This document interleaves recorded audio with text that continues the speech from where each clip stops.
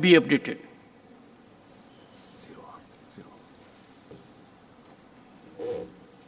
Matters raised with permission of the chair. Shri Sushil Kumar Modi, need to regulate artificial intelligence generated deepfake contents. सवती महोदय, पहले fake news का प्रचलन था, अब deep fake videos, synthetic videos ये लोकतंत्र के लिए खतरा पैदा कर रहे हैं। चुनाव के समय में इसके भारी दुरुपयोग होने की संभावना है। पिछले दिनों हम लोगों ने देखा कि स्वयं प्रधानमंत्री जी को गरबा करते हुए दिखाया गया और समर्थकों को लगा कि वास्तव में प्रधानमंत्री जी गरबा कर रहे हैं और लाखों करोड़ों की संख्या में उसको लोगों ने आगे बढ़ा दिया। और फिर स्वयं प्रधानमंत्री जी को इस बात का खंडन करना पड़ा कि आर्टिफिशियल इंटेलिजेंस का इस्तेमाल कर मुझे गरबा करते हुए दिखाया गया, जबकि मैंने वर्षों से कभी कोई नृत्य में भाग नहीं लिया था। सवती महोदय, यह डिसइंफॉर्मेशन को बढ़ावा दे रहा है। लोगों के पास वेरीफाई करने का कोई तरीका नहीं है और अब तो ऐसे ऐसे ऐप आ गए हैं कि अगर कोई व्यक्ति कपड़ा पहना हुआ है, उसके चित्र को अगर ऐप में डाल दें तो वो वस्त्रहीन होकर नग्न अवस्था में दिखाई पड़ेगा। तो न्यूड होकर और उसके इस प्रकार के चित्र, और ये खास करके महिलाओं को टारगेट करके बड़े पैमाने पर ये डीप फेक जो वीडियोस जो हैं ये सोशल मीडिया पर आ रहे हैं। यहाँ तक कि जो फिल्मी कलाकार हैं या फिर क्रिकेटर विराट कोहली, शाहरुख खान, इन लोगों के जो सेलिब्रिटीज़ हैं, इनके भी इंस्टाग्राम, फेसबुक पर बेटिंग प्लेटफॉर्म या अन्य विज्ञापनों के अंदर, जबकि वो उसका प्रचार नहीं कर रहे हैं, वो स्वयं नहीं है, लेकिन digitally altered version of their face, उनके चेहरे को भी बदल दिया जाता है। यानी दूसरे के चेहरे के जगह पर शाहरुख खान का चेहरा लगा दिया गया, उनके फ़ोटो को लगा दिया गया, और इसलिए महिलाएं सबसे ज़्यादा इस डीप फेक का शिकार हो रही हैं। और ये लोकतंत्र के लिए एक नया खतरा है, a new threat to democracy. Rashmika Mandanna जो एक एक्टर थी, उनके डीप फेक के बाद ये मामला ज़्यादा उजागर हुआ है। मैं सरकार से आग्रह करूंगा कि सोशल मीडिया कंपनियों को सरकार ने बुलाया भी है, लेकिन उनके डिटेक्शन कि वो उसकी पहचान करें, रिमूवल उनको हटाएं, उसके स्ट्रेंथनिंग रिपोर्टिंग जो मैकेनिज़्म उसको विकसित किया जाए और स्प्रेडिंग अवेयरनेस, लोगों में जागरूकता पैदा की जाए। साथ ही साथ सवती महोदय, मैं सरकार से ये भी आग्रह करूंगा कि सोशल मीडिया के लिए जो सेल्फ रेगुलेशन है उससे काम नहीं चलेगा, इसलिए आर्टिफिशियल इंटेलिजेंस पर प्रभावी अंकुश के लिए सेबी जैसी रेगुलेटरी बॉडी जो है और बनाए जाने की आवश्यकता है। इतने बड़े पैमाने पर मिस इन्फॉर्मेशन पैदा हो रही है और आम आदमी के लिए ये बड़ा कठिन हो रहा है ये पहचान करना। थैंक यू, धन्यवाद माननीय Sushil Kumar Modi ji. Honorable Shri Iren Kadadi, concern over problems faced by farmers in Karnataka due to drought. धन्यवाद उपसभापति महोदय। ये मुद्दा कर्नाटक राज्य के संबंधित है, इसलिए मैं कन्नड़ में बात करना चाहता हूँ। ಕರ್ನಾಟಕ ರಾಜ್ಯದಲ್ಲಿ ಮುಂಗಾರು ಮತ್ತು ಹಿಂಗಾರಿನ ಈ ಎರಡು ಅವಧಿಯಲ್ಲಿ ಪ್ರತಿ ವರ್ಷ ಸಾಮಾನ್ಯವಾಗಿ 131 ಮಿಲಿಮೀಟರ್ನಿಂದ 138 ಮಿಲಿಮೀಟರ್ವರೆಗೆ ವಾಡಿಕೆಯ ಮಳೆಯಾಗುತ್ತಿತ್ತು.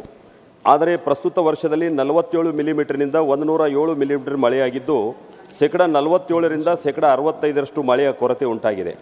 ಕರ್ನಾಟಕ ರಾಜ್ಯದಲ್ಲಿ 14 ಜಲಾಶಯಗಳಿದ್ದು ಒಟ್ಟು ನೀರಿನ ಸಂಗ್ರಹದ ಸಾಮರ್ಥ್ಯ 896 TMC ಇರುತ್ತದೆ. ಪ್ರಸ್ತುತ ವರ್ಷ ಈ ಜಲಾಶಯಗಳಲ್ಲಿ ಕೇವಲ 404 TMC ಪ್ರಮಾಣದಷ್ಟು ಮಾತ್ರ ನೀರಿನ ಸಂಗ್ರಹವಿದೆ. ರಾಜ್ಯದ ಒಟ್ಟಾರೆ ಜಲಾಶಯಗಳಲ್ಲಿ ಶೇಕಡ 45ರಷ್ಟು ಪ್ರಮಾಣದ ನೀರಿನ ಸಂಗ್ರಹವಿದ್ದು ಶೇಕಡ 55ರಷ್ಟು ಪ್ರಮಾಣದ ನೀರಿನ ಕೊರತೆ ಜಲಾಶಯಗಳಲ್ಲಿ ಕಂಡುಬರುತ್ತದೆ. ತೀವ್ರ ಮಳೆಯ ಕೊರತೆಯಿಂದ ಉಂಟಾಗಿ ಅಂತರ್ಜಲ ಮಟ್ಟ ರಾಜ್ಯದಲ್ಲಿ ಶೇಕಡ 11ರಷ್ಟು ಕುಸಿತ ಕಂಡಿದೆ. ಇದರ ಪರಿಣಾಮ ರಾಜ್ಯದ 234 ತಾಲೂಕುಗಳ ಪೈಕಿ 223 ತಾಲೂಕುಗಳನ್ನು ಬರಪೀಡಿತ ಪ್ರದೇಶವೆಂದು ಘೋಷಿಸಲಾಗಿದೆ. ರಾಜ್ಯದ ಸುಮಾರು 600 ಗ್ರಾಮ ಪಂಚಾಯಿತಿಗಳಲ್ಲಿ ಕುಡಿಯುವ ನೀರಿನ ತೀವ್ರ ಕೊರತೆ ಉಂಟಾಗುವ ಸಂಭವವಿದೆ. ರಾಜ್ಯದಲ್ಲಿ ಪ್ರತಿ ವರ್ಷ 83 ಲಕ್ಷ ಹೆಕ್ಟರ್ ಬೆಳೆ ಬಿತ್ತನೆಯಾಗಬೇಕು. ಆದರೆ ಈ ವರ್ಷ ಕೇವಲ 74 ಹೆಕ್ಟೇರ್ ಪ್ರದೇಶದಲ್ಲಿ ಬಿತ್ತನೆಯಾಗಿದ್ದು ಅದರಲ್ಲಿ 48 ಲಕ್ಷ ಹೆಕ್ಟೇರ್ ಬೆಳೆ ನೀರಿನ ಅಭಾವದಿಂದ ಹಾನಿಯಾಗಿದೆ. ದನಕರುಗಳಿಗೆ ಮುಂದಿನ ಬೇಸಿಗೆ ತಿಂಗಳುಗಳಲ್ಲಿ ಮೇವಿನ ಕೊರತೆ ಉಂಟಾಗುವ ಸಂಭವವಿದೆ. ಈ ಆರ್ಥಿಕ ವರ್ಷದಲ್ಲಿ ಸುಮಾರು 456 ಜನ ರೈತರು ಆತ್ಮಹತ್ಯೆ ಮಾಡಿಕೊಂಡಿರುವ ವರದಿ ಅತ್ಯಂತ ದುರ್ದೈವದ ಹಾಗೂ ನೋವಿನ ಸಂಗತಿಯಾಗಿದೆ. ಇಷ್ಟೊಂದು ಗಂಭೀರ ಸಮಸ್ಯೆಗಳನ್ನು ಜನತೆ ಎದುರಿಸುತ್ತಿರುವ ಈ ಸಂದರ್ಭದಲ್ಲಿ ಕರ್ನಾಟಕ ರಾಜ್ಯ ಸರ್ಕಾರ ಕೇವಲ ಕೇಂದ್ರ ಸರ್ಕಾರದ ಕಡೆಗೆ ಬೆರಳು ತೋರಿಸುವ ಕೆಲಸ ಮಾಡುತ್ತಿದೆ. ನಾವು ಹಿಂದಿನ ಅಂಕೆ ಸಂಖ್ಯೆ ಪರಿಶೀಲಿಸಿದಾಗ ಕೇಂದ್ರದಲ್ಲಿ ಕಾಂಗ್ರೆಸ್ ಸರ್ಕಾರದ ಆಡಳಿತದ ಸಮಯದಲ್ಲಿ ಕರ್ನಾಟಕಕ್ಕೆ SDRF ಅಡಿಯಲ್ಲಿ ಕೇವಲ 812 ಕೋಟಿ ರೂಪಾಯಿ ಮತ್ತು NDRF ಅಡಿಯಲ್ಲಿ 3232 ಕೋಟಿ ರೂಪಾಯಿಗಳ ನೆರವು ನೀಡಲಾಗಿದೆ. ಆದರೆ ಪ್ರಧಾನಿ ನರೇಂದ್ರ ಮೋದಿ ಅವರ ನೇತೃತ್ವದ ಕೇಂದ್ರ ಸರ್ಕಾರ ಕರ್ನಾಟಕ ರಾಜ್ಯಕ್ಕೆ SDRF ಅಡಿ 2778 ಕೋಟಿ ರೂಪಾಯಿ ಮತ್ತು NDRF ಅಡಿ 12542 ಕೋಟಿ ರೂಪಾಯಿ ನೆರವನ್ನು ನೀಡಲಾಗಿದೆ. ಆದರೂ ಕೂಡ ಕೇಂದ್ರ ಸರ್ಕಾರದ ಮೇಲೆ ರಾಜ್ಯ ಸರ್ಕಾರ ಟೀಕೆ ಮಾಡುವುದನ್ನು ನಿಲ್ಲಿಸಿಲ್ಲ. ವಿಧಾನಸಭಾ ಚುನಾವಣೆಗೆ ಮುಂಚೆ ಕರ್ನಾಟಕದಲ್ಲಿ ಕಾಂಗ್ರೆಸ್ ಪಾರ್ಟಿ ತಾನು ನೀಡಿದ ಗ್ಯಾರಂಟಿಗಳನ್ನು ಸರ್ಕಾರ ರಚನೆಯಾದ ನಂತರ ಜಾರಿಗೊಳಿಸಲು ವಿಫಲವಾಗಿದೆ ಹಾಗೂ ಭೀಕರ ಬರಗಾಲಕ್ಕೆ ತುತ್ತಾಗಿರುವ ರಾಜ್ಯದ ರೈತರ ನೆರವಿಗೂ ಕೂಡ ಬರಲಾಗುತ್ತಿಲ್ಲ. ಕಾಂಗ್ರೆಸ್ ಸರ್ಕಾರದ ಸುಳ್ಳು ಭರವಸೆ ಮತ್ತು ಸಂಪೂರ್ಣ ವಿಫಲತೆಯ ಕಾರಣದಿಂದ ನಮ್ಮ ರಾಜ್ಯದ ರೈತರು ಕಂಗಾಲಾಗಿದ್ದಾರೆ. ಕರ್ನಾಟಕ ರಾಜ್ಯದ ರೈತರಿಗೆ ಏಕೈಕ ಆಶಾಭಾವನೆ ಎಂದರೆ ಪ್ರಧಾನಿ ನರೇಂದ್ರ ಮೋದಿ ನೇತೃತ್ವದ ಕೇಂದ್ರ ಸರ್ಕಾರ ಮಾತ್ರ.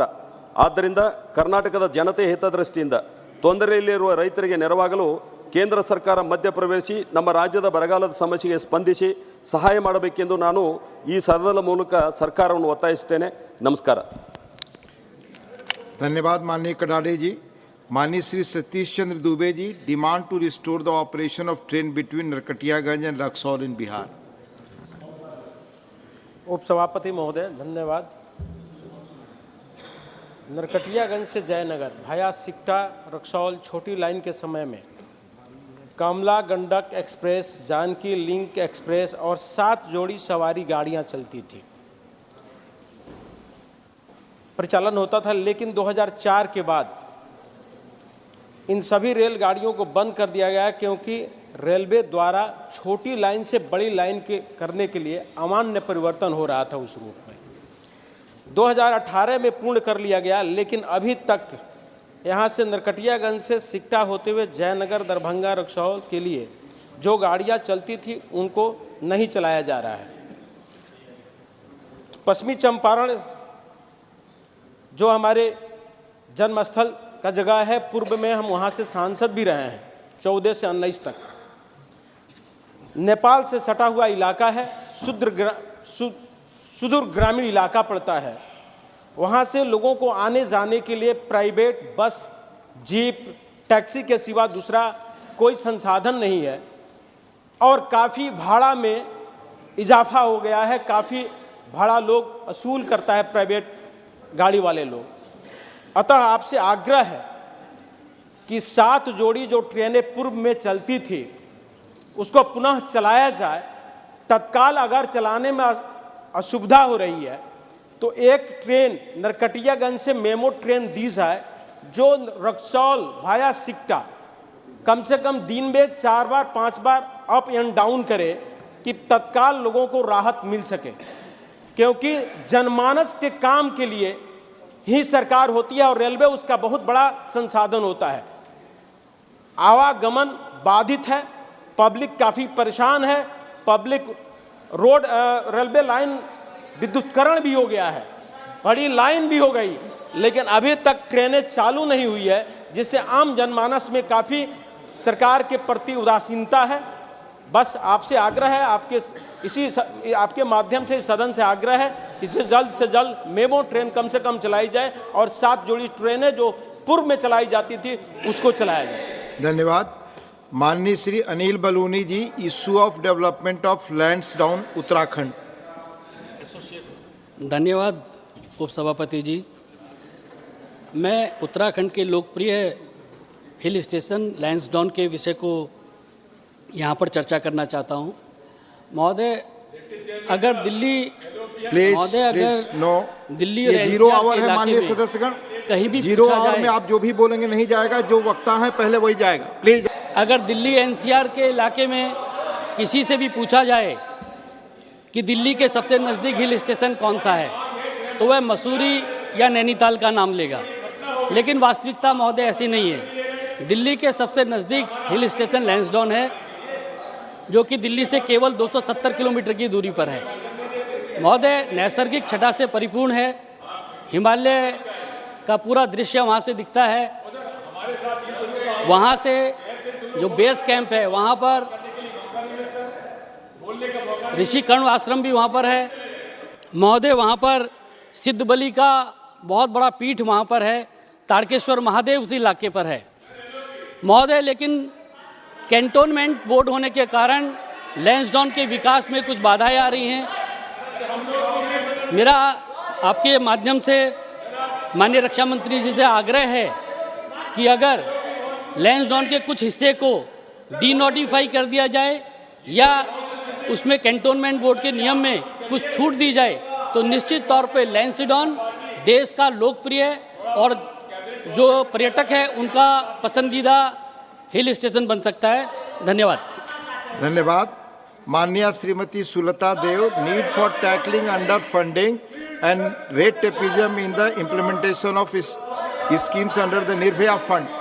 ये 0 आवर है। 0 आवर में जिनके नाम सैंक्शन है वही बोलेंगे, किसी और की बात रिकॉर्ड पे नहीं जाएगी। मैं आपके माध्यम से एक बहुत ही गुरुत्वपूर्ण गंभीर विषय में अपना मत दे रही हूँ, जो कि निर्भया फंड के शुरू हुआ था। जो निर्भया इंसिडेंट के बाद में निर्भया फंड का शुरू हुआ था, उसी के चलते ये मेरा 0 आवर का ये है। निर्भया फंड और इसके अंतर्गत आने वाली केंद्र प्रायोजित योजनाएं कम फंडिंग और लाल फीताशाही के समस्याओं से ग्रस्त है, जिन पर न केवल ओडिशा में बल्कि पूरे देश में महिलाओं की सुरक्षा सुनिश्चित करने के लिए तत्काल ध्यान देने की आवश्यकता है।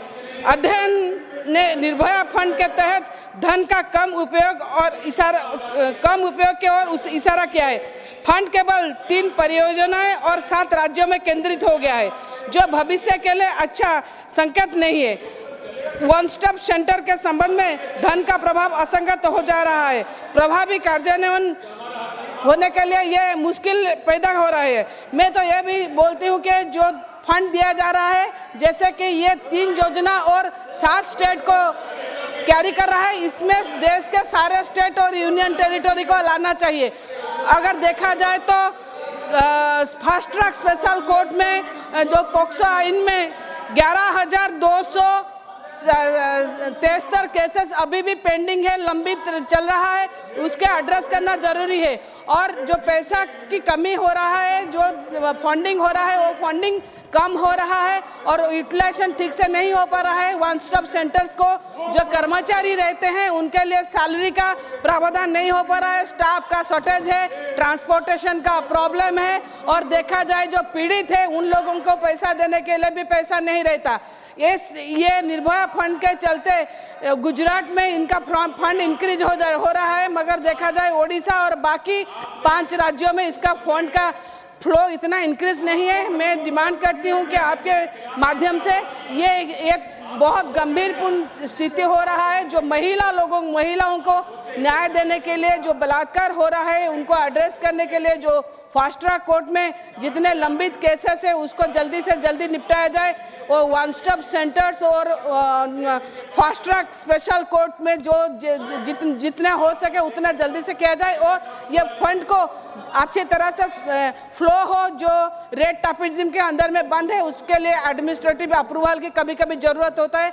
ये हमारा मानसिकता के ऊपर निर्भर करता है कि प्रशासनिक अधिकारी हो, वित्तीय विधि व्यवस्था में किस तरह से ये फंड को जल्दी से जल्दी स्टेटों को दिया जाए, जिसके कारण सारे इसमें बेनिफिटेड हो। और मेरा ये आपसे निवेदन है सरकार से कि ये सारे स्टेट और यूनियन टेरिटरी में लगा जाए। Thank you so much sir. माननीय सदस्यगण, ये 0 आवर है। नियमतः 0 आवर में जिनके नाम लिस्टेड है वही बोल सकते हैं। माननीय Shri Vijaypal Singh Tomar, demand to increase the credit limit of Kisan credit card from ₹3 lakh to 5 lakhs। बोले आपकी बात ही रिकॉर्ड पे जाएगी, कोई और बात। सभापति महोदय धन्यवाद। मैं किसानों की एक बड़ी परेशानी की ओर आपका ध्यान आकर्षित करना चाहूँगा। महोदय, किसानों को श्रद्धेय स्वर्गीय अटल जी की सरकार ने किसान क्रेडिट कार्ड देकर साहूकारों के शोषण से मुक्ति दिलाने का काम किया था। हमारे यशस्वी प्रधानमंत्री नरेंद्र भाई मोदी जी के नेतृत्व की सरकार ने पशुपालन और मत्स्य पालकों को भी किसान क्रेडिट कार्ड देकर उनके जीवन में खुशहाली लाने का काम किया है।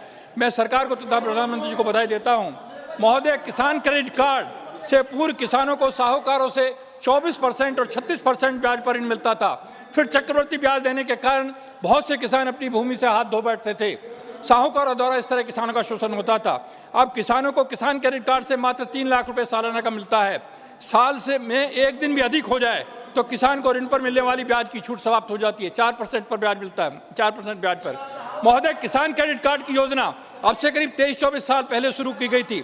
तब से अब तक उर्वरक, बीज, कीटनाशक, दवाई, डीजल, पानी, मजदूरी की कीमत 4 से 6 गुना बढ़ गई है, लेकिन किसान को 3 लाख से अधिक ऋण केसीसी पर नहीं मिलता, चाहे छोटी जोत का किसान हो या बड़ी जोत का।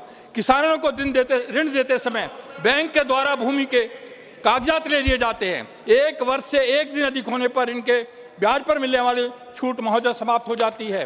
किसानों को 2% से 3% तक अवैध वसूली करके बैंक के कर्मचारी जमा दिखाकर और अगले दिन निकला दिखा देते। इस तरह बैंकों के कर्मचारियों द्वारा किसानों का शोषण होता है। मान्यवर, मैं आपके माध्यम से सरकार से आग्रह करना चाहूँगा कि बढ़ती लागत को देखते हुए लघु सीमांत किसान की क्रेडिट कार्ड पर 3 लाख से बढ़ाकर 5 लाख तथा बड़ी जोत के किसानों को 3 लाख से बढ़ाकर 10 लाख रुपए की सीमा की जाए। केसीसी धारक किसानों को सालाना जो जमा करना पड़ता है, हर साल केवल ब्याज ले लिया जाए और 5 साल में एक बार पूरा क्लियर करने के लिए जमा कर दिया जाए। महोदय, मैं ये भी अनुरोध करना चाहूँगा कि इस संबंध में वित्त राज्य मंत्री ने कहा ये क्रॉप लोन है, साल में जमा करना होगा। महोदय, क्रॉप लोन भी तो सरकार ने बनाया है, इसको बदल देना चाहिए और ये 5 साल में एक बार किसान क्लियर करे और हर साल ब्याज जमा करता रहे। बहुत बहुत धन्यवाद। धन्यवाद। माननीय Shri Rwngwra Narzary demand to rename Bongaigaon refinery as Dhaligaon refinery. आप धैर्य रखें सर, धैर्य रखें आप। माननीय श्री रवंगवरा नाराजरी। उपसभापति सर, मैं आपको धन्यवाद हूँ मुझे बोलने के लिए मौका दिया। आपकी बात ही रिकॉर्ड पे जा रही है सर, ये 0 आवर है, आपकी बात ही रिकॉर्ड पे जाएगी। Petroleum refinery of IOCL located at Dhaligaon in the district of Chirang under BT Bodoland Territorial Region, Assam, which is known as IOCL Bongaigaon Refinery. The IOCL Bongaigaon Refinery came into existence after the merger of Bongaigaon Refinery and Petrochemical Limited with IOCL in 2009 and came to be known as Bongaigaon Refinery. As a BRPL, it was established as a public sector limited company in 1972 and commissioned in 1974 with its headquarters in Dhaligaon, which is under the Bongaigaon district. The matter is the fact that after the creation of Bodoland Territorial Council, the Chirang district was carved out of 3 districts, that is Kokrajhar, Bongaigaon, Borpeta, and on 4 June 2004 onward, the location of IOCL Bongaigaon Refinery, which was previously part of the Bongaigaon district, became a part of Chirang district now. It is a matter of great concern that despite these administrative territorial changes, the name of refinery continues to be named after the Bongaigaon, which is misleading and does not accurately represent its location and administrative boundary. Respecting emotional attachment of the people of the region with the industry and to avoid any confusion regarding the plant location and name, it is now urgent necessary to change the name of the industry. I therefore request the Minister of Petroleum and Natural Gas, through your honor, to address this issue and make it convenient to rename the Bongaigaon Refinery BGR as Dhaligaon Refinery DGR in the name of venue of the industry, reflecting its correct geographical location and administrative convenience. Once again, requesting Honorable Minister to take necessary steps to rename BGR as DGR, I conclude my word. Thank you, sir. धन्यवाद। माननीय Shrimati Seema Dwivedi, concern over non implementation of a sports quota for recruitment. जब आपका नाम सूची में होगा तभी हमें बुला सकता। प्लीज सर, मेरा नाम प्लीज। माननीय उपसभापति महोदय, क्रीड़ा कोटे के अंतर्गत नियुक्ति के संबंध में महोदय, हमारे आदरणीय प्रधानमंत्री जी खेल को बढ़ावा देने के लिए कृत संकल्प हैं। महोदय, विगत कई वर्षों के उपरांत क्रीड़ा कोटे के अधीन राष्ट्रीय, अंतर्राष्ट्रीय एवं अन्य विशेष क्रीड़ा के उदीयमान खिलाड़ियों के कौशल पर रेलवे नियुक्ति प्रदान करती है, जिसके लिए रेलवे बोर्ड द्वारा समय समय पर रिक्तियों की उपलब्धता प्रत्येक रेलवों के लिए जारी की जाती है, जिस पर प्रत्येक रेलवे खेल की कुशलता बढ़ाने के लिए मुख्यालय व मंडलों में सीटों का बंटवारा किया जाता है। उक्त संबंध में तृतीय श्रेणी का ट्रायल मुख्यालय तथा चतुर्थ श्रेणी का ट्रायल मंडलों द्वारा किया जाता रहा है, जिससे खिलाड़ियों को अवसर मिलते हुए मंडलों की विभिन्न टीमों का संतुलन बना रहता है। परंतु मुख्यालय से द्वितीय चतुर्थ श्रेणी के कर्मचारियों का ट्रायल आरआरसी मुख्यालय से करने पर उचित चयन हो पाता है, जिसका असर मंडल के टीमों पर पड़ता है। अतः अनुरोध है कि क्रीड़ा कोटे के रिक्तियों का बंटवारा करते हुए मंडलों में ट्रायल कराया जाए, जिससे प्रत्येक क्षेत्रों के खिलाड़ियों का अवसर प्राप्त हो सके।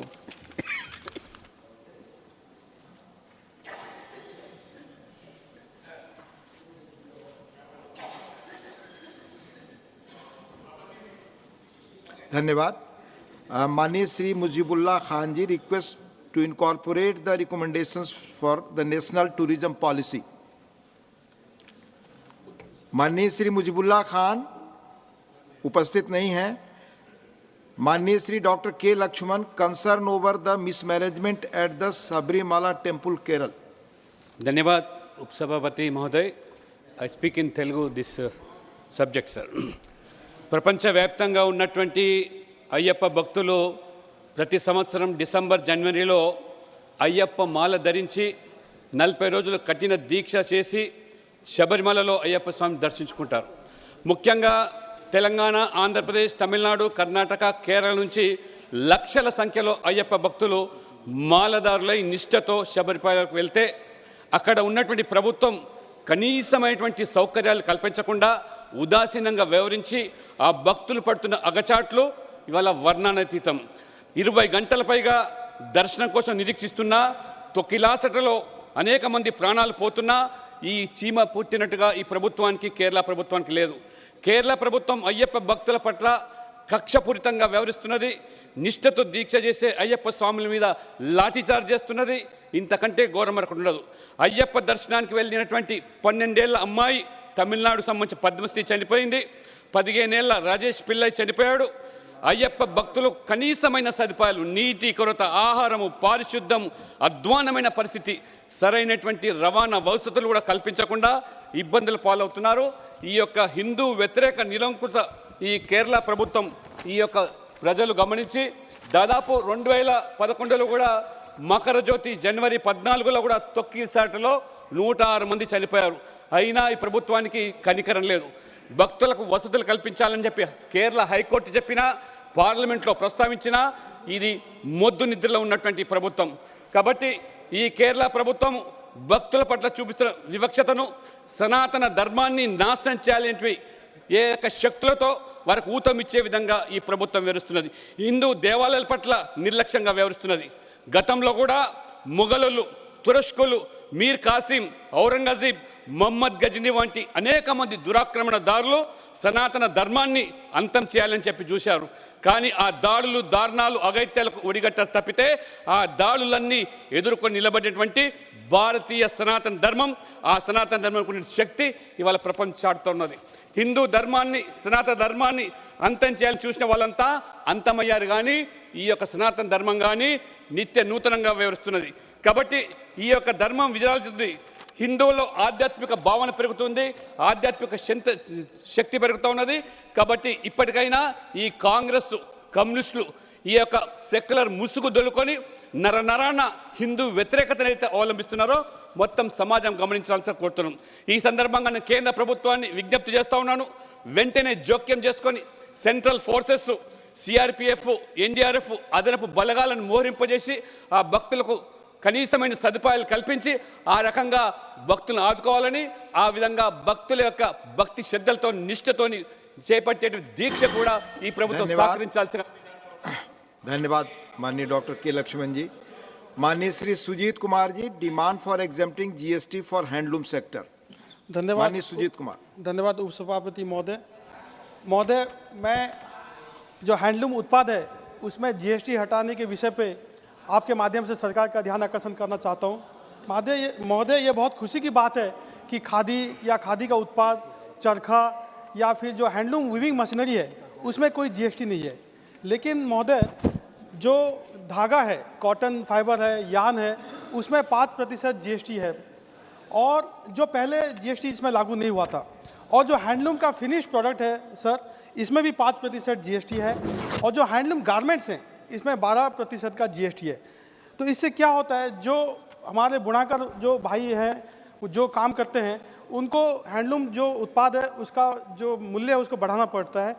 इससे कंज्यूमर्स उसको खरीदते नहीं हैं, जो उनकी आजीविका पे फ़र्क आता है।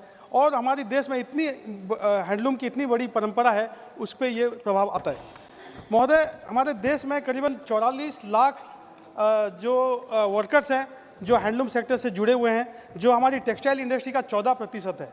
सिर्फ उड़ीसा में ही महोदय करीबन 3.5 लाख हैंडलूम बुनाकार हैं, जो झारसुगुड़ा, संबलपुर, बरगढ़, सोनपुर, बलांगीर ऐसे ये ज़िले हैं, यहाँ पे मैक्सिमम इकोनॉमी ये हैंडलूम सेक्टर से आता है। तो इसके चलते ये बहुत बड़ा एक प्रभाव पड़ रहा है। और GST का जो फॉर्म फिलअप है, उसका जो प्रोसीजर है, ये बहुत कम्बरसम है। और एक बुनाकार से हम लोग ये उम्मीद नहीं कर सकते कि वो जाके खुद GST का फॉर्म भरे और जाके GST फाइलिंग करे, तो उसको चार्टर्ड अकाउंटेंट या अन्य कोई लॉयर्स के पास जाना पड़ता है, उससे भी उसका खर्चा बढ़ता है।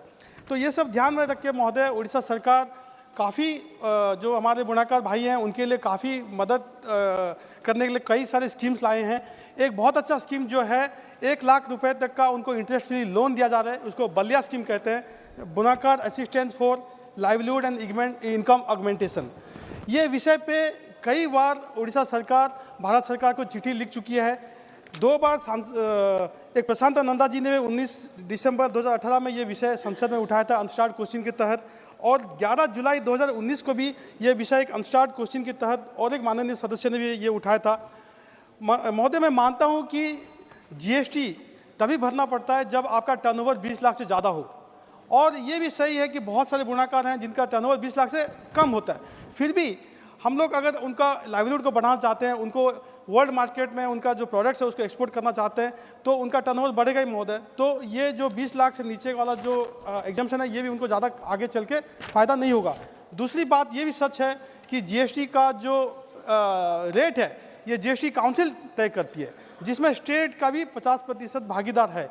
लेकिन हमारे यहाँ पे डॉक्टर कराड हैं, बहुत ही कॉम्पिटेंट MOS फिनेंस हैं, तो मैं रिक्वेस्ट करूँगा महोदय आपके थ्रू से उनको कि ये कम से कम सरकार के ये ध्यान में लाए, संज्ञान में लाएं कि हैंडलूम में। धन्यवाद माननीय सुजीत जी। माननीय Shri Biplab Kumar Deb ji, demand to release fund for development of Mata Tripura Sundari temple of Tripura. माननीय उपसभापति महोदय, मैं आपके माध्यम से उदयपुर शहर त्रिपुरा में माता त्रिपुरेश्वरी मंदिर के विकास हेतु विषय उठाना चाहता हूँ।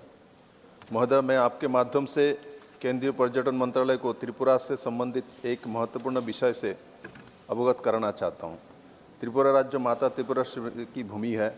माता के 51 शक्तिपीठों में से एक राज्य में उदयपुर में त्रिपुरेश्वरी मंदिर के रूप में स्थापित है। यहाँ प्रत्येक वर्ष लाखों श्रद्धालु माँ का दर्शन कर उनका आशीर्वाद लेने आते हैं। पूरे भारत से मंदिर में दर्शन के लिए आने वाले श्रद्धालुओं को सुविधा प्रदान करने के लिए प्रसाद योजना के अंतर्गत माता त्रिपुरेश्वरी मंदिर का विकास किया जा रहा है। वह मातावारी मंदिर विकास परियोजना उत्तर पूर्व भारत के आध्यात्मिक पर्यटन को बढ़ावा देने के दृष्टि से सबसे प्रमुख केंद्र के रूप में उभरेगी और त्रिपुरा का विकास सुनिश्चित करेगी, और साथ ही साथ भारत की आध्यात्मिक योजनाओं को भी मजबूती प्रदान करेगी। पूर्व में मंदिर के विकास के लिए केंद्रीय पर्यटन मंत्रालय द्वारा 37.8 करोड़ रुपए की राशि स्वीकृत की गई थी। जब परियोजना का कार्यान्वयन कार्य शुरू हुआ तो वहां पाया गया कि श्रद्धालुओं को लाभ और स्थान के बेहतर उपयोग के लिए अतिरिक्त कार्य करने के लिए धन की आवश्यकता है। इस अतिरिक्त विकास कार्य के लिए 17.61 करोड़ रुपए का अतिरिक्त व्यय आवश्यक हो गया है। महोदय, केंद्रीय पर्यटन मंत्रालय से अनुरोध है कि उक्त धनराशि शीघ्र जारी कर और राज्य पर्यटन विभाग के साथ समन्वय में सभी आवश्यक उपाय करें ताकि मंदिर की विकास परियोजना को समय पर पूरा किया जा सके। धन्यवाद। धन्यवाद माननीय विप्लव कुमार जी। माननीय श्री झाला Kesari Dev Singh ji, demand for more सैनिक schools in Gujarat. Thank you, Deputy Chairman, sir, for allowing me to speak today. So, in our country, the Sainik schools have always been a unifying force. They have been institutes of patriotism and nationalistic pride which prepare the leaders of tomorrow for the service of the nation. The sense of discipline imparted prepares the young boys and girls of our nations for any of the challenges in life. The goal of the Sainik school is to prepare the youth academically and physically for a career in the armed forces that include the Indian Army, the Navy, and the Air Force. It also includes security agencies such as the Central Industrial Security Force, the Border Security Force, the Central Reserve Police Force, the Indo-Tibetan Border Police, the Research and Analysis Wing, National Security Guard, Intelligence Bureau, Rapid Action Force, and the Railway Protection Force. The demand amongst the aspirants for these schools is increasing on a yearly basis, and this can be gauged from the fact that in the year 2023, 22,696 candidates were declared qualified in the written tests carried by the National Testing Agency. This is the agency that initiates the selection process that selects the future Manekshas and the future Karyappas of our country. Training academies for officers that the Sainik schools prepare cadets to join include the National Defence Academy in Khadakwasala near Pune and the National Naval Academy in Kurnool district of Kerala. The 5 Rashtriya military schools and the Rashtriya Indian Military College in Dehradun also contribute significantly. So the state of Gujarat is a border state which shares international borders with Pakistan, and the state of Gujarat is also a coastal state which has one of the longest coastal areas of the country with 1,600 running kilometers approximately of coastal area. The Saurashtra and Kutch region is one of the few regions in our country with strong deployments and bases for all 3 armed forces, that is the Army, the Navy, and the Air Force. This region has deployment of other security agencies like the BSF, the CISF, and the Indian Coast Guard. The Saurashtra and Kutch region is a key economic zone with industrial and economic installations such as large manufacturing units throughout the state, and also ports which include Kandla, Mundra, Sikka, Veeraval, and Alang. The geographical situation of the state and also the sites of key economic units make Gujarat a favorable state to train personnel for the security establishment from within the state itself. The youth of Gujarat look up to famed military personalities such as Rajendra Singh Ji Jadeja, who was the first Commander-in-Chief in the Indian Armed Forces, Major General Himmat Singh Ji, who served as the Major General in the Indian Army and was also India's first Deputy Defence Minister, and Air Marshal Janak Singh Ji Goyal, who served as the Air Marshal of the Indian Air Forces. The Sainik School, sir, is a very old establishment which has brought out training. Your time is already over. Thank you. It's no more going on record. Thank you. इसमें माननीय सदस्यगण सिर्फ आप 3 minute बोल सकते हैं, ये auto cut है इसलिए बात रिकॉर्ड पे जाती। माननीय Shri Niranjan Vishi, demand to expedite the construction of new railway line from Balangir to Nupada. Thank you, Honorable Deputy Chairman, sir, for allowing me to raise the urgent matter of public importance for construction of new railway line from Balangir to Nuapada via Dhulusar, Chudapalli, Bhainsa, Patnagarh, Gambhari, Khoprakhol, and Lakhna. Sir, the East Coast Railway Zone had already sanctioned 4 crore 35 lakhs for final location survey of 100 kilometer length new railway line from Balangir to Nuapada, sir. But though the final location survey work has already been completed, the East Coast Railway Zone has not yet started. Sir, commercial viability is there, and it will connect from Chhattisgarh to Odisha, and people from across the country will able to visit the world famous religious heritage site and cultural heritage site, and also biodiversity heritage site of Gandhamardan Hills. Now there is no railway connection to Harishankar Temple or Gandhamardan Hills range. So the devotees and the visitors, nature lovers, are unable to visit Harishankar Temple. So our state government has also ready to extend all kind of supports for construction of new railway line from Bolangir to Noapadas. So, I urge the Government of India through you, sir, to expedite the construction process of the proposed Bolangir-Noapada railway line. And this initiative holds significant importance for the state of Odisha and Chhattisgarh, catering to the interest of the people, nature enthusiasts, researchers, devotees, and preserving the sacredness of this revered holy place in India. So, I request you to direct the railway minister to complete the work, because the final location survey has been completed, and our state government is willing to provide land and other supports for the construction of new railway line from Bolangir to Noapadas. Thank you, sir. धन्यवाद. धन्यवाद माननीय निरंजन विशी जी. माननीय doctor Sasmit Patra ji, demand for sanction of the pending 7 lakh houses under Pradhan Mantri Awas Yojana for Odisha.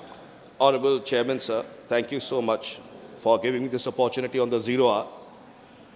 The topic of my Zero Hour is the demand for sanctioning of pending 7 lakh Pradhan Mantri Awas Yojana Grameen houses for Odisha. Honorable Deputy Chairman, sir, housing for all is one of the key areas of development for the country. And housing for all was initially envisaged in the year 2022 to have been completed, which has been extended to 2024. In this regard, Pradhan Mantri Awas Yojana and providing houses for the rural poor is extremely crucial to provide that this vision comes to a completion. In saying that, sir, the state of Odisha required a total of 15 lakh Pradhan Mantri Awas Yojana houses, Grameen. And over that, about 8 lakh houses had been sanctioned. There are about 7 lakh houses that remains to be sanctioned for the state of Odisha.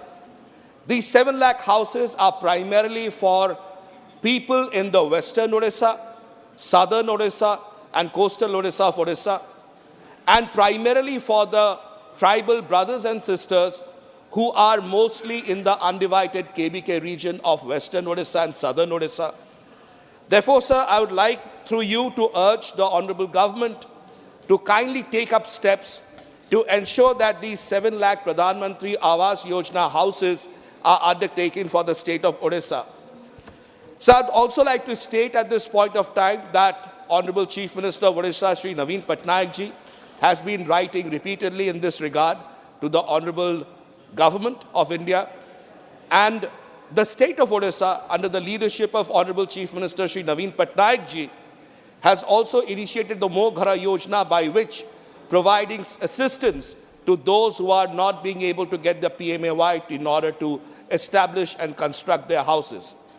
Having said that, sir, in 2019 was the time when the Awas portal was opened for providing inputs. And I do not only want to concentrate it for the state of Odisha, for many states. But over the last 4.5 years, and my colleagues across party lines would agree that the need for adding more beneficiaries has increased over the last 4.5 years.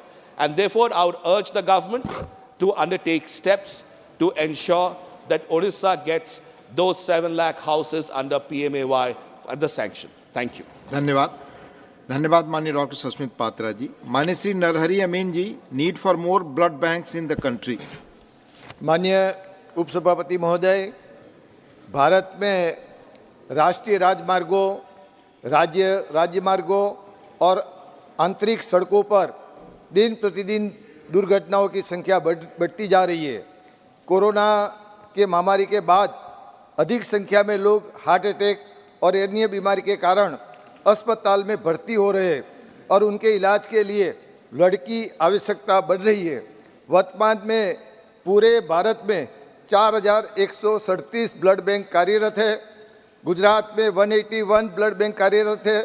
In blood बैंकों में सरकार संचालित hospital, red cross society, सार्वजनिक charitable trust और विभिन्न हॉस्पिटलों में संलग्न ब्लड बैंक शामिल है. WHO की गाइडलाइन के मुताबिक हर जिले में कम से कम एक ब्लड बैंक होना जरूरी है। सरकार को ये ब्लड बैंक को चलाने के लिए आवश्यक सभी उपकरणों सुविधाओं उपलब्ध करनी चाहिए। वन क्षेत्र, पहाड़ी क्षेत्र, आंतरिक क्षेत्रों में ब्लड नहीं मिलने के कारण कई बार कठिनाई उत्पन्न होती है, जिससे दर्दियों की मौत भी हो जाती है। सरकार के द्वारा स्वैच्छिक ब्लड डोनेशन को बढ़ावा देने के लिए विभिन्न योजनाओं, विज्ञापनों और अन्य माध्यम से जन जागरूकता बढ़े, उस दिशा में काम करना चाहिए। दर्दियों को बीमारी के समय उनके निवास स्थान के नज़दीक के हॉस्पिटल में गुणवत्तापूर्ण ब्लड मिले, उसका आयोजन भी करना चाहिए। लोगों में ब्लड डोनेशन की भावना बढ़े, इसके लिए केंद्र और राज्य सरकारों को आवश्यक आयोजन करना चाहिए ताकि अधिक से अधिक लोग ब्लड डोनेट करें। इन ब्लड बैंकों को आवश्यक आर्थिक सहायता मिल पाए, उसके दिशा में सरकार को प्रयास करना चाहिए। धन्यवाद माननीय श्री नरहरि अमीन जी। माननीय Shri Baburam Nishad ji, demand to start a superfast train from Manikpur junction to Delhi. माननीय उपसभापति महोदय जी, आज इस सदन के माध्यम से एक जनहित के विषय को सदन के समक्ष रख रहा हूँ। माननीय उपसभापति महोदय जी, मैं उत्तर प्रदेश के बुंदेलखंड के पिछड़े जनपद हमीरपुर का रहने वाला हूँ। जनपद हमीरपुर अपने स्थापना के 200 वर्ष पूर्ण कर चुका है, लेकिन रेलवे परिवहन से आज भी तमाम समस्याओं से ग्रसित है। जनपद हमीरपुर में एकमात्र रेलवे ट्रैक मानिकपुर जंक्शन से कानपुर सेंट्रल के मध्य है। इसमें बहुत सीमित ट्रेनों का आवागमन है। इस रूट पर कोई भी ट्रेन नई दिल्ली के लिए उपलब्ध नहीं है। माननीय उपसभापति महोदय, इस सदन के माध्यम से मैं आपका ध्यान आकर्षित कराना चाहता हूं कि उपरोक्त रूट पर प्रतिदिन एक सुपरफास्ट ट्रेन मानिकपुर जंक्शन से नई Delhi via Chitrakoot, Banda, Ragaul, Sumerpur, Hamirpur road, Ghatampur, Kanpur central से होते हुए नई दिल्ली के लिए चलाई जाए। साथ ही ये भी संज्ञान में लाना चाहता हूं कि मेरे जनपद में हमीरपुर मुख्यालय में कोई भी रेलवे स्टेशन नहीं है। संत तुलसीदास जी की तपोभूमि चित्रकूट है। यहाँ लाखों की संख्या में दर्शनार्थी आते जाते हैं दर्शनों के लिए। भगवान राम की उस तपोभूमि पर तुलसीदास जी ने भी एक चौपाई जोड़ी है। चित्रकूट के घाट पर भई संतन की भीड़, तुलसीदास चंदन घिसे तिलक दे करें रघुवीर। माननीय आग्रह करता हूँ कि मेरी इस डिमांड को सरकार पूरा करे, जिससे जनहित में लाखों श्रद्धालु उस धार्मिक स्थल पर पहुँचने का प्रयास करेंगे। धन्यवाद माननीय बाबूराम जी। माननीय doctor Sikandar Kumar ji, demand to expedite completion of the pending work of Bhanupali Bilaspur railway line and start work for railway track. धन्यवाद सर। मैं आपके माध्यम से हिमाचल प्रदेश के भानुपल्ली बिलासपुर रेलवे लाइन और ऊना से हमीरपुर रेलवे लाइन शुरू करने की ओर दिलाना चाहता हूं।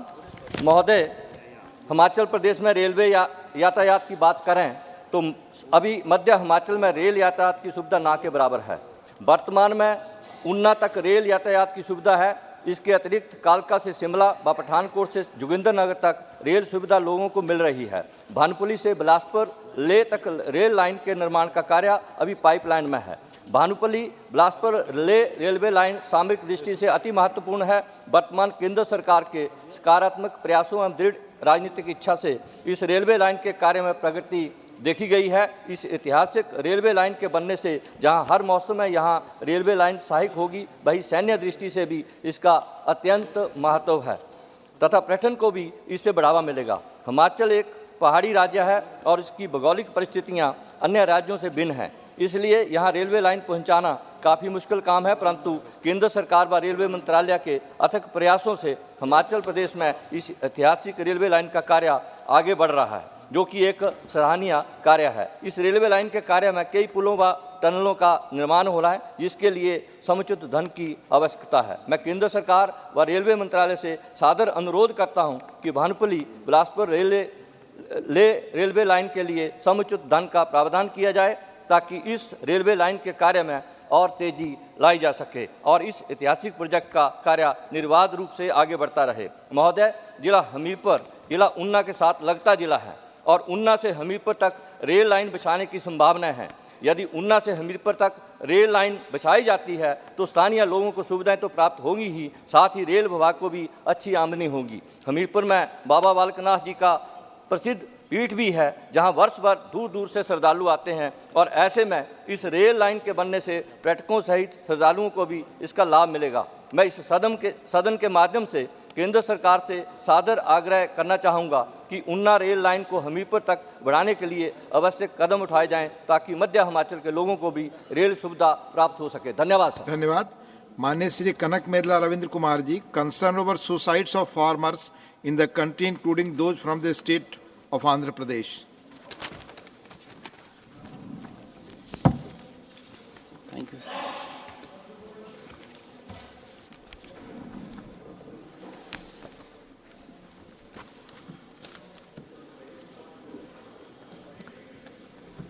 Sir.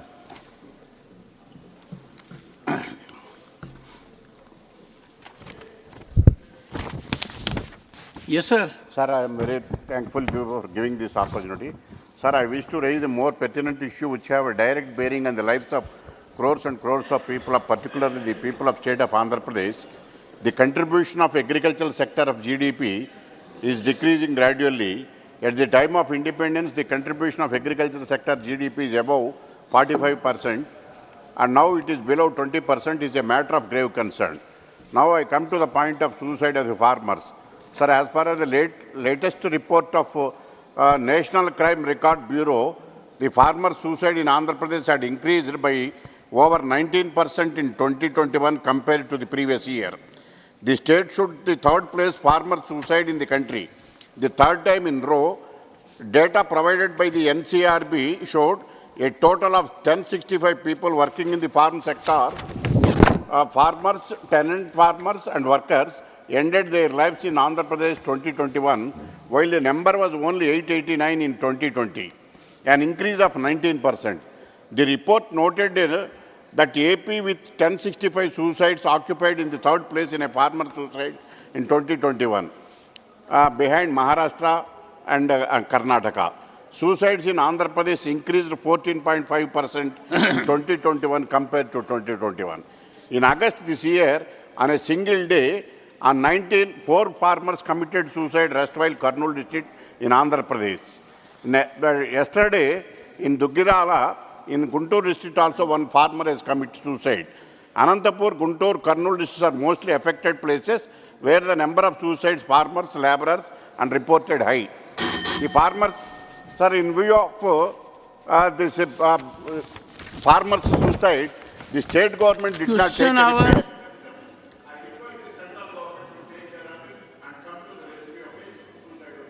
Thank you, Honorable Member. Question number 196, Dr. Fozia